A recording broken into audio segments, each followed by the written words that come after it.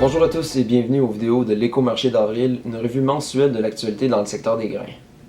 Le rapport mensuel d'avril par l'USDA est l'un des moins importants de l'année car le marché a les yeux rivés sur la prochaine année récolte et l'USDA présente plutôt les données de l'ancienne récolte. Ce rapport a été sans surprise car les changements apportés étaient prévisibles.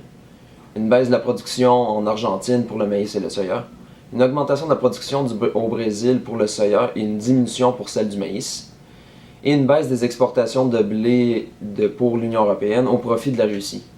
Ce rapport a donc été neutre pour les marchés.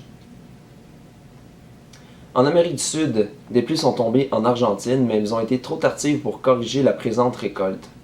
Au Brésil, les pluies ont été régulières au Mato Grosso et il manque un peu d'eau dans le sud du pays, ce qui pourrait diminuer les rendements. Le 27 avril dernier, Statistique Canada a publié ses intentions d'ensemencement. Au Canada, on constate qu'il y a une baisse des superficies du canola et du soya au profit du blé et du maïs.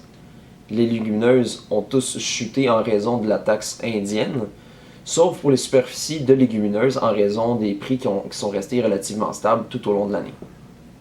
Au Québec, on note une baisse des superficies de soya au profit du maïs, ainsi qu'une hausse modeste de celle d'avoine et de l'orge malgré la remontée des prix. Le huard a commencé au même point qu'il a terminé le mois. Il y a eu une hausse, mais sa valeur a chuté lorsque la Banque du Canada a annoncé qu'elle n'augmenterait pas son taux directeur le 18 avril dernier.